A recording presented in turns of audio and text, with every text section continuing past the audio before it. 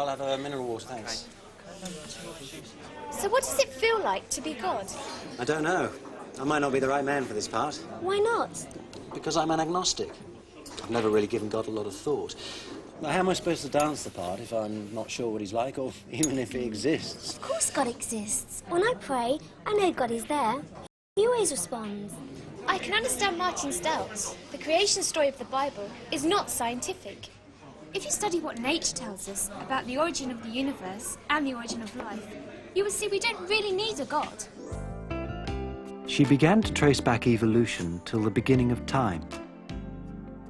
All animals, including ourselves, evolved from ancestor species that populated the land hundreds of millions of years ago, she said.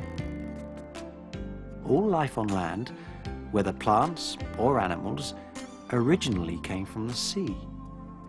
For the first living creatures appeared in water 3,000 million years ago.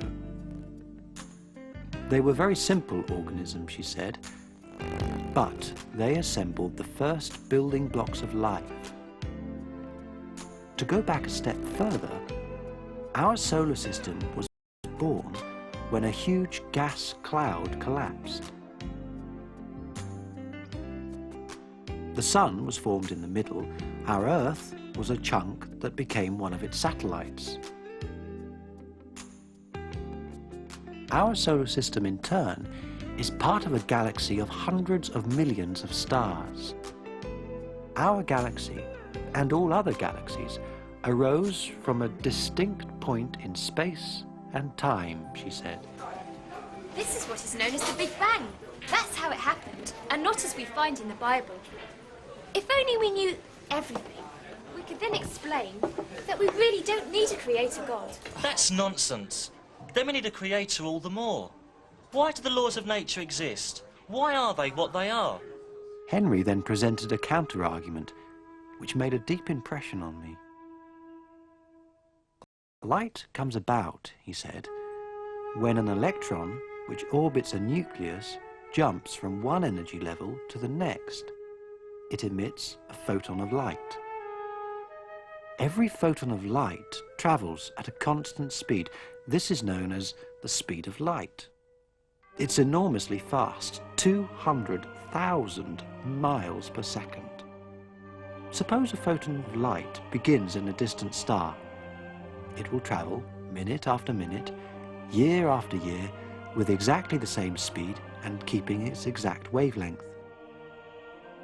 Some light we catch in our telescopes started in faraway galaxies more than 10 billion years ago. This law of light holds good wherever we find light, he said, whether it's from a table lamp or a faraway source in the universe. Of course, science tries to reduce each law to more fundamental laws, but at the end of the day, the laws don't explain themselves. Henry said, only creation by God can explain why the universe exists and why it has laws. This also applies to the moral order, Henry said.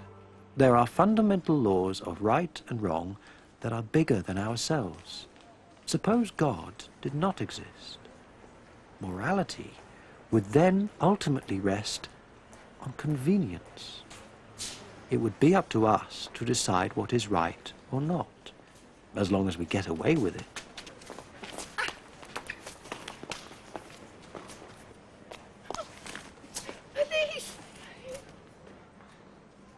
But where does this law of nature come from? By acknowledging the objective laws of good and evil, we're actually acknowledging God, who made things what they are.